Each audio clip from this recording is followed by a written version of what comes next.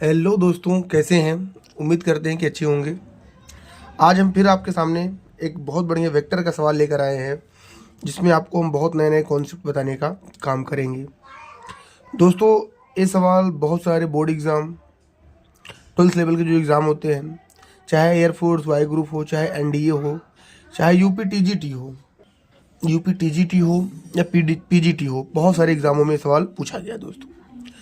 तो आइए इसको शुरुआत करते हैं। कह रहा सदिश इतना बराबर 2i plus 3j cap plus k cap के अनुदिश मात्रक सदिश है। तो मात्रक सदिश का मतलब मेरे दोस्तों होता है एकांक सदिश, इसको बोलते हैं। इसका दूसरा नाम क्या होता है? एकांक सदिश। इसको इंग्लिश में बोलते हैं यूनिट वेक्टर। आपको इसे आना चाहिए दोस्तों। इंग्लिश में बोलते हैं इसको यूनिट वेक्टर। अब एकांक सदिश बराबर मेरे दोस्तों होता है, इसका क्या इतना बराबर होता है सदिश ए बटे सदिश ए का परिणाम। अब परिणाम का मतलब मेरे दोस्तों होता है, जैसे मान लीजिए आपको कुछ दिया है, सदिश ए बराबर दिया, कुछ भी दिया है, एक्स आई कैप प्लस वाई जे कैप प्लस जेड के कैप दिया है। अगर आपसे इसका मॉड ए पूछ लिया या परिणाम पूछ लिया, तो इसका परिणाम होता है x square plus y square plus z square. मेरे दोस्तों, ये सब आपको आना ही चाहिए कि ए इतना होता है। तो अगर आपको ए आता है और ये फॉर्मेट पता है, तो इस सवाल को आप बहुत इजीली लगा लेंगे। तो आइए इस सवाल को कैसे लगाएंगे। तो हमें इतना बराबर दिया ही दिया है, तो हमें निकालना है मेरे दोस्तों एकांक सदिश ए। तो सबसे पहले काम क्या करेंगे, जो है उसको रख देंगे बट अंडर रूट 2 का स्क्वायर कितना हो जाएगा 4, डायरेक्टली करते हैं, 3 का स्क्वायर 9 और 1 का स्क्वायर 1 ही रहेगा मेरे दोस्तों। अब कितना हो जाएगा 2i प्लस 3j प्लस के बटे 4, 9 4 13 14, अंडर रूट 14 हो जाएगा। तो ये हमारा हो जाएगा एकांक सदिश। एकांक सदिश हो जाएगा मेरे दोस्तों, और ये सवाल का एकांक सदिश का उत्तर हो जाएगा हमारा।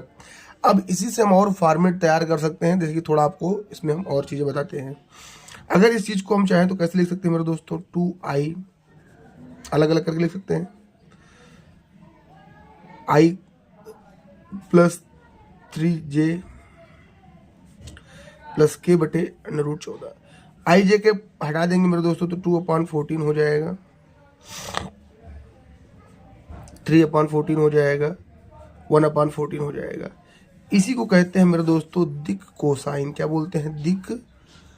इसी को बोलते हैं मेरे दोस्तों दिक कोसाइन बोलते हैं, इसको बोलते हैं दिक कोसाइन। अब इसी से अगर आपसे कोई पूछ ले कास अल्फा का मान क्या होगा, तो आप कैसे निकालेंगे?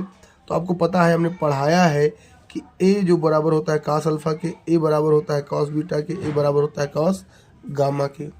अब एक सवाल में हमने आपको बहुत कुछ बताने का काम कर रहे हैं मेरे दोस्तों। इतना बराबर इतना होता है, तो कास अल्फा अगर पूछेगा तो कास अल्फा का मान कितना हो जाएगा मेरे दोस्तों? कास अल्फा का मान हो जाएगा 2/√14। तो अल्फा बराबर कितना हो जाएगा मेरे दोस्तों? कॉस इनवर्स 2/14 रूट में हो जाएगा। एक कास अल्फा मतलब कोण का मान हो जाएगा, मतलब अल्फा के सापेक्ष कह सकते हैं, एक्स के सापेक्ष कह सकते हैं आप इस चीज़ को। कास बीटा का पूछ सकता है, कास गामा का पूछ सकता है।